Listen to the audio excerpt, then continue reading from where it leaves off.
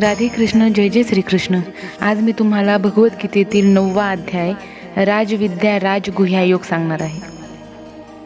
श्री भगवान म्हणाले, दोषदृष्टीरहित अशा तुला भक्ताला हे अतिशय गोपनीय विज्ञानासहित ज्ञान पुन्हा नीटपणे सांगतो. ते जाणल्याने तू दुःखरूप संसारातून मुक्त होशील.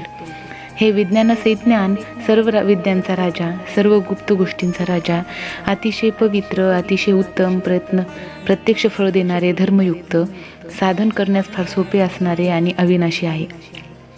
हे परंतपा अर्जुना, या वर सांगितलेल्या धर्मावर श्रद्धा नसलेले पुरुष मला प्राप्त न होता मृत्यूरूप संसार चक्रात फिरत राहतात.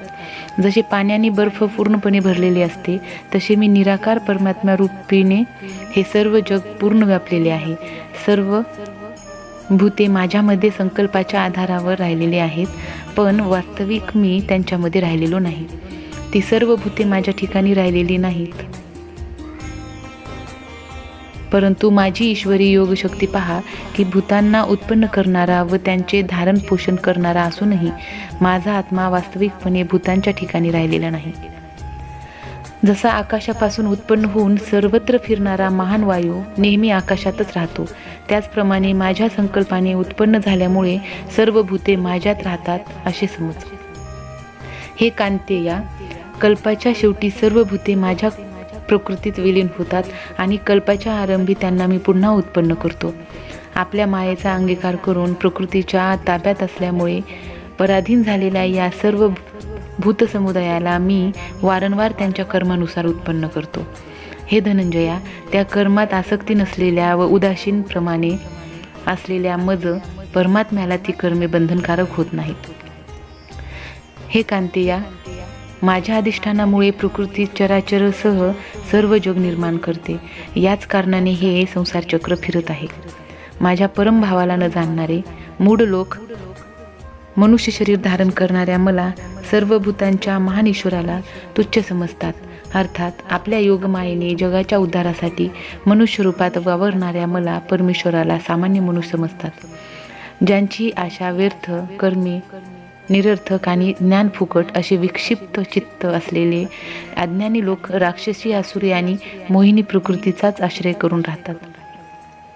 परंतु हे पार्था, दैवी प्रकृतीचा आश्रय घेतलेले महात्मे मला सर्व भूतांचे सनातन कारण आणि अविनाशी अक्षर स्वरूप जाणून अनन्य चित्ताने युक्त होऊन निरंतर भजतात. ते दृढ निश्चयी भक्त निरंतर माझ्या नामाचे व गुणांचे कीर्तन करीत माझ्या प्राप्तीसाठी प्रयत्न करीत असतात.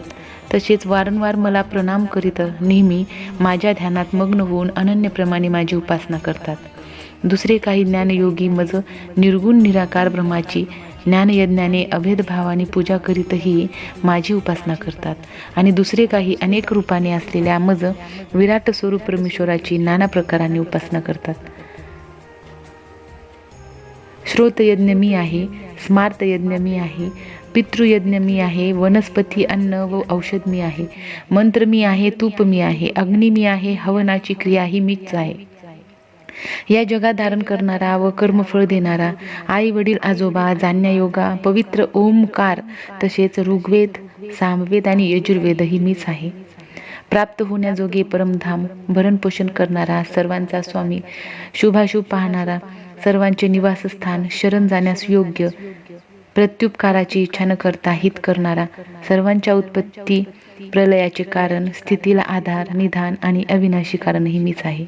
मीच सूर्याच्या रूपाने उष्णता देतो, पाणी आकर्षून घेतो व त्यांचा वर्षाव करतो.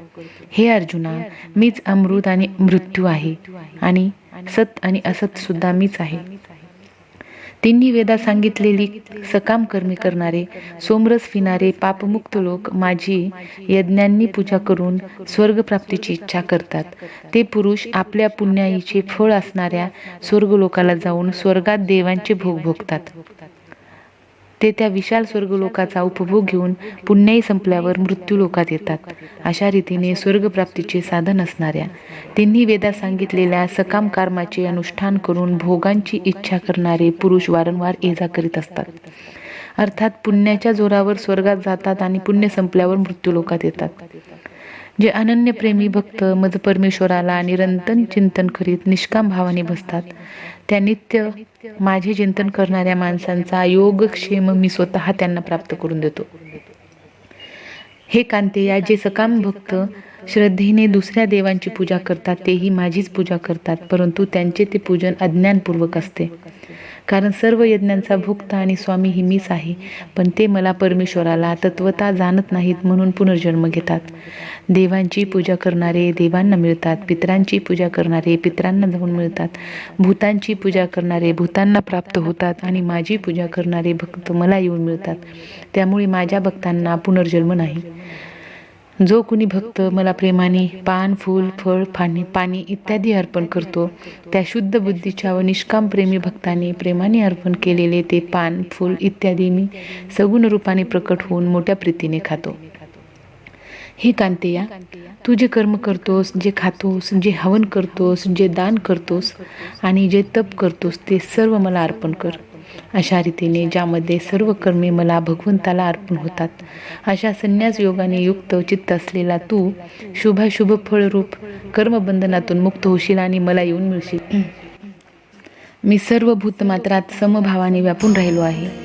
मला ना कोणी अप्रिय ना प्रिय, परंतु जे भक्त मला प्रेमाने भजतात ते माझ्यात राहतात आणि मीही त्यांच्यात प्रत्यक्ष प्रकट असतो. जर एखादा अत्यंत दुर्वर्तनी सुद्धा अनन्य भावाने माझा भक्त होऊन मला भजेल तर तो सज्जन समजावा, कारण तो यथार्थ निश्चयी असतो, अर्थात त्याने ईश्वर भजनासारखे दुसरे काहीही नाही असा पूर्ण निश्चय केलेला असतो. तो तात्काळ धर्मात्मा होतो आणि नेहमी टिकणाऱ्या परम शांतीला प्राप्त होतो.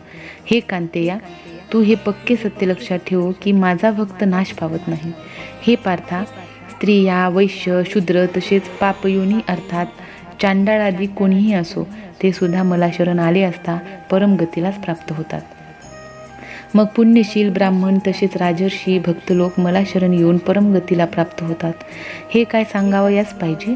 म्हणून तू सुखरहित व नाशवंत या मनुष्य शरीराला प्राप्त होऊन नेहमी माझेच भजन कर, माझ्यात मन ठेव, माझा भक्त हो, माझी पूजा कर, मला नमस्कार कर. अशा रीतीने आत्म्याला माझ्याशी जोडून मतपरायण होऊन तू मलाच प्राप्त होशील.